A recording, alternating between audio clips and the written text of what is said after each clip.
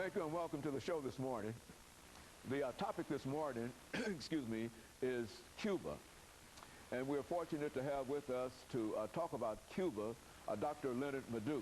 And I think the audience recognizes Dr. LMadu from the many shows that we've had with him, dealing not only with South America, but with the Middle East, with Africa, and with almost every continent.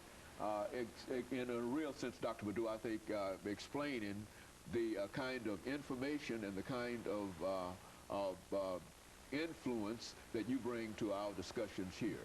Mm-hmm. And I'm glad to have you here this morning to talk about Cuba, because this was one of the first of the colonies. And let's talk about it. Let's have you give us some information about it, background information, and then get into the topic of Cuba itself. Well, everybody understands that Cuba, was a former Spanish colony.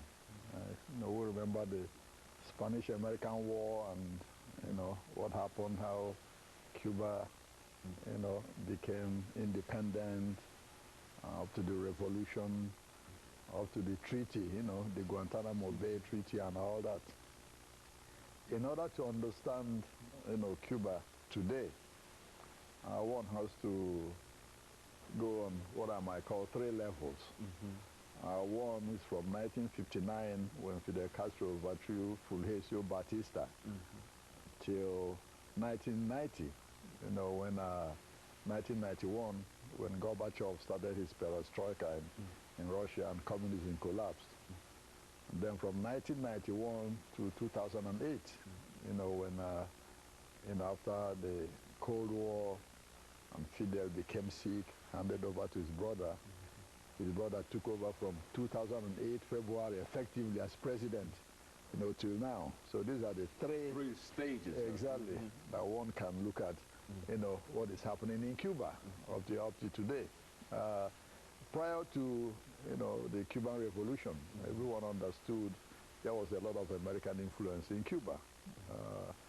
A lot of the companies in Cuba were owned by Americans.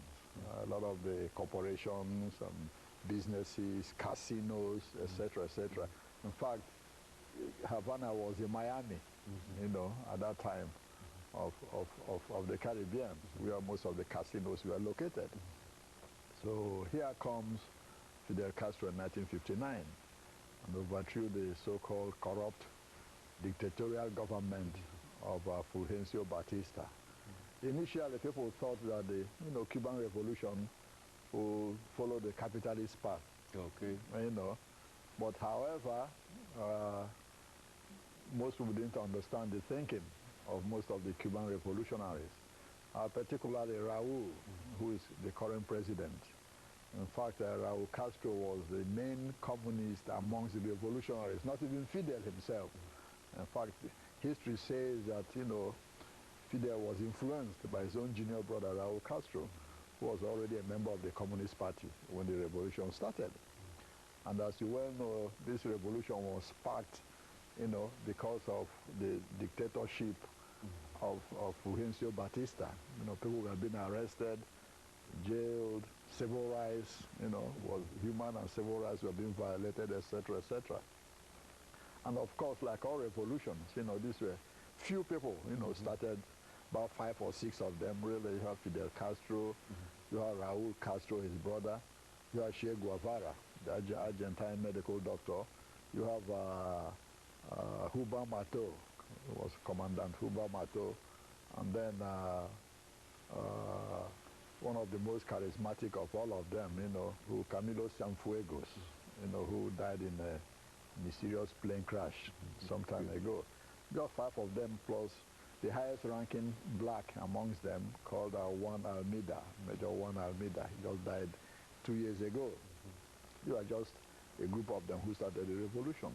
When they came to power, like I said, they appointed some figureheads known to the Americans, to make the American government feel comfortable. But at the same time, Fidel Castro and his brother and the rest wanted a socialist, Cuba, where unemployment will be a thing of the past, racial discrimination will be a thing of the past, free health care, free education, and you name it.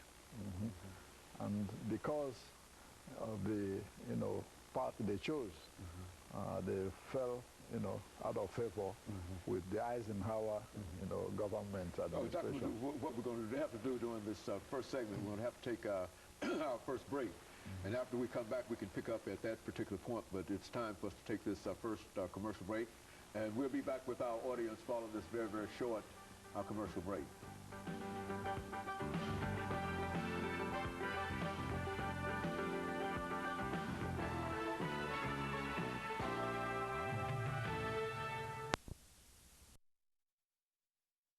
We're talking to Dr. LMadu1.